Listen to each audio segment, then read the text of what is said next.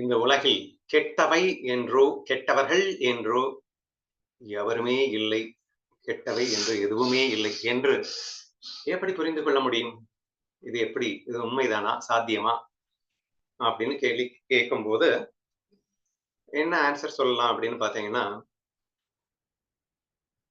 Game feel of course நீங்க சொன்னீங்க. அதுவும் ஒரு நல்ல இன்ட்ரஸ்டிங்கான ஒரு விஷயம் தான். கேம்னா என்னது?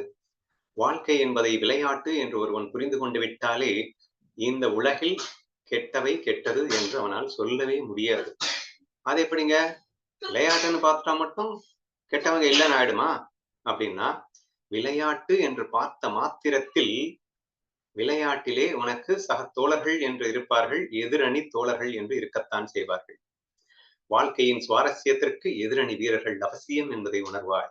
அப்படி உன் வாழ்க்கையிலே யாரெல்லாம் உனக்கு துன்பம் கொடுக்கிறார்களோ, அல்லது கெட்டது கெட்டது என்று நீ நினைக்கின்றாயோ, அவைகளையெல்லாம் நீ கெட்டவை கெட்டது என்று நீ பார்க்க முடியாது. ஏனென்றால் வாழ்க்கையின் விளையாட்டிற்கு அவர்கள் அத்தியாவசியமானவர்கள். எனக்கு ஒரு த்ரில்லையும் சேலஞ்சையும் ஒரு ஸ்கில்லையும் எனக்கு டெவலப் பண்ணணும் அப்படின்னா அவங்க அந்த சைட்ல இருந்து எனக்கு ஆப்போசிட்டா எனக்கு டஃப்பா எனக்கு எதிர்த்து வந்தா மட்டும்தான் முடியும் அப்படின்னு நீங்க பார்க்கும்போது அப்போ ஆட்டோமேட்டிக்காவே எதிர்த்து வருபவர்களை தவறு செய்பவர்கள் நீங்க தவறு தவறுன்னு பார்ப்பீங்க. தவறா பார்க்காதீங்க. எதிர்த்து வந்தாலும் தவறு உங்களுக்கு பண்ணினாலும் ஏன்னா அதுதான் டியூட்டிடா. அவன் உனக்கு ஏதாவது உன்னை இன்சல்ட் பண்ணிட்டு அதாவது உனக்கு தொந்தரவு கொடுப்பதுன்றது அவனுடைய டியூட்டி. அதை லாபகமாக நீ ஹேண்டில் பண்ணுவது என்பது உனது டியூட்டி. இதுல நீ அவனை கெட்டவனா பாக்குற. அவன் கெட்டவன் கிடையாது. உனக்கு சுவாரஸ்யத்தையும் த்ரில்லையும் சேலஞ்சையும் கொடுத்து மகிழ்ச்சியை கொடுக்க வந்தவன். அங்க டீம் வந்து சொதப்பலா இருந்ததுன்னு வச்சுக்கோங்களேன். அப்படின்னா அங்க டஃப்பே கொடுக்காத ஒரு டீம் இருந்ததுன்னா என்ன ஜாயம் உங்களுக்கு இருக்கும்? ஒரு 10 வயசு பையன்கிட்ட போய் கிரிக்கெட் ஆடினீங்கன்னா உங்களுக்கு என்ன ஜாய் பெருசா வந்துடும்? நீங்களே ஜெயிச்சிட்டு இருந்தா மட்டும் அதுல என்ன சந்தோஷம் வந்துடும்?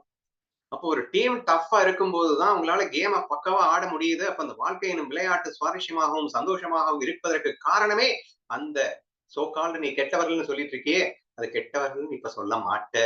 ஏன்னா உனக்கு சந்தோஷத்தை கொடுப்பவர்கள் என்று வரும்போது அவர்களை கெட்டவர்களாக நீ பார்ப்பானே.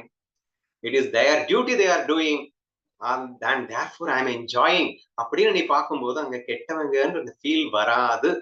Chits they are part and parcel of the game they are mandatory in the life. அதாவது அந்த வாழ்க்கைக்கு அவர்கள் அவசியம் என்ற ஒரு புரிதலுக்கு நீ வந்து விடுவாய் என்ற ஒரு கண்ணோட்டத்தில் நீ அணுகினால் யாரையுமே கெட்டவங்களா பார்க்க மாட்ட. அதாவது விளையாட்டுல சின்ன வயசுல திருடன் கள்ளன் போலீஸ் அப்படின்லாம் விளையாடுவாங்க. இப்போ இன்னைக்கு திருடன் வந்து எவ்வளவோ சாமர்த்தியமா திருடுறான் அப்படிங்கிற அளவுக்கு தான் இங்க வந்து போலீஸ்காரனுக்கு சில்லு குடிக்கிட்டே போகுது. கேம் அவன் அவன் சாமர்த்தியத்தை வளர்த்துக்கிறான், இவன் இவன் சாமர்த்தியத்தை வளர்த்துக்கிறான். கேம் ஆடிட்டு போயிட்டே இருக்க வேண்டியதானே. இதுல அவன குறை சொல்லிட்டு குற்றம் சொல்லிட்டு இருக்க வேண்டியது என்ன விஷயம்? இன்ஃபேக்ட் இன்னைக்கு போலீஸ்காரனும் திருடனும் வந்து பகைமை பாராட்டிலாம் வந்து அடிச்சுக்கிறது இல்ல. அவன் டியூட்டி கான்சியஸ்ல திருடுவான், இவன் டியூட்டி கான்சியஸ்ல அவனை புடிச்சு அடிச்சு உள்ள போடுவான்.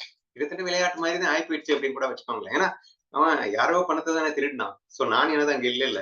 அதனால அவன் விளையாட்டாவே தான் அந்த டியூட்டி கான்சியஸோட தான் இன்னைக்கு பண்றதாவே மாறிடுச்சுன்னு வச்சுக்கோங்களேன். சோ லைஃப்ல நீங்க எல்லாத்தையுமே அப்படி பார்த்தீங்க அப்படின்னு சொன்னா யாரையுமே நெகட்டிவ்னு பார்க்க மாட்டீங்கன்றது ஒரு ஆன்சருங்க. நெக்ஸ்ட் ஆன்சர் தான் பியூட்டிஃபுல்லா நீங்க எல்லாருமே எக்ஸ்பிளைன் பண்ணது. நான் ஸ்ட்ராங்கா நம்புறது. துன்பம் மட்டும்தான் ஒருவனை ஞானியாக்கும். கஷ்டம் மட்டும்தான் ஒருவனை ஞானியாக்கும். சிந்திக்க வைக்கும். புத்தி இல்லைன்னா மழுங்கி போயிடும். எல்லாமே நீ நினைக்கிற மாதிரி நடந்துகிட்டே இருந்ததுன்னா யோசிக்கவே மாட்ட. இல்ல இவ்வளவு ஞானத்தை கத்துக் கொடுத்துருக்கமே அந்த கற்றுக்கொண்ட ஞானத்தை நீ வாழ்க்கையில் அமல்படுத்தணும்னா எப்ப அமல்படுத்துவ? அந்த துன்பம் வரும்போதுதான் அமல்படுத்தவே முடியும்.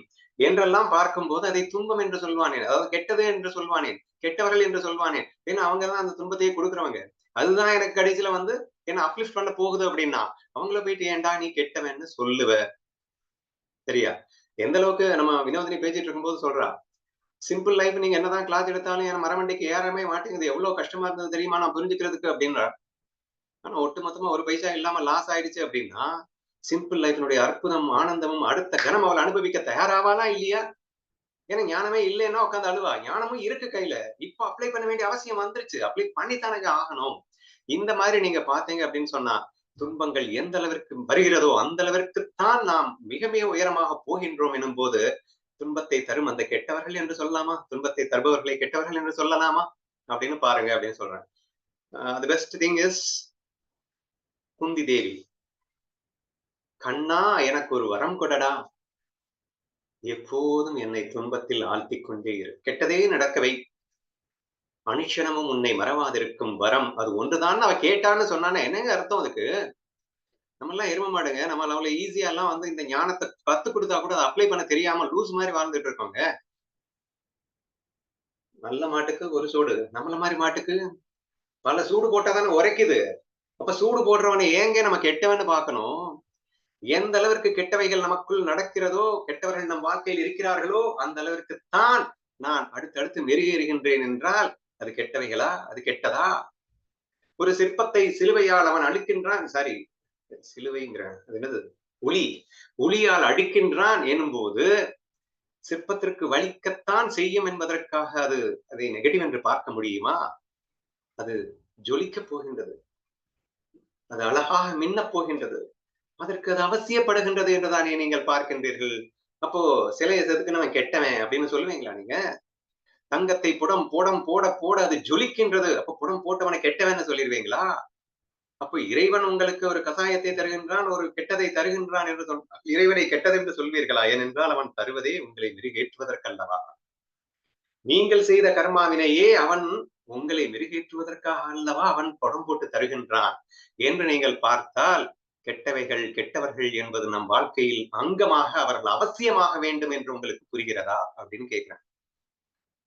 எக்ஸ்ட்ரீமா செமையா எக்ஸாம்பிள் டிஸ்கஸ் பண்ணினோம். நம்ம ரேப் செய்பவனை நீங்கள் எப்படி பார்ப்பீர்கள் என்று கேட்கும் போதும் அந்த பெண்ணுக்கு மனோ தைரியம் எந்த அளவிற்கு உறுதியாகும். இதையே இந்த இளம் வயதில் பந்துவிட்டார், யங் ஏஜ்லயே குழந்தையா இருக்கும் போதே அந்த குழந்தைக்கு அந்த மனோ வலிமை எந்த அளவிற்கு வளரும். இன்னொரு சூப்பர் பாயிண்ட், காமம் என்பது எத்தனை கொடியது என்று உணர்கின்ற அவளுக்குள் காமம் எழாமல் பார்த்துக் கொள்கிறாள் அல்லவா? இது என்ன பெரிய அட்வான்டேஜ், எவ்வளவு பெரிய அட்வான்டேஜ் யோசிச்சு பாருங்க. லைஃப் ஃபுல்லா வேற லெவல்ல அவ தன்னை தைரியப்படுத்திக் கொண்டு செம்மையாக வாழும் அந்த வாழ்க்கைக்கு அந்த ஒரு இன்சிடென்ட் உதவுது அப்படின்னு சொன்னா அது ஏன் கெட்டதுன்னு பார்க்கணும்? அந்த கெட்டவைகளால் பல நன்மைகள் ஏற்படும் போது அதை கெட்டவைகள் என்று பார்ப்பானே என்று நீங்கள் புரிந்து கொள்ள வேண்டும் அப்படிங்கிறது மேஜரா நம்ம டிஸ்கஸ் பண்ண வந்தது. சரியா? சோ சிம்பிளி ஸ்பீக்கிங், நம்ம ஹையர் நாலேஜ்க்கே போக வேணாம். ஹையர் நாலேஜ் போனா ரொம்ப ஈஸியா ப்ரூவ் பண்ணிடலாம்.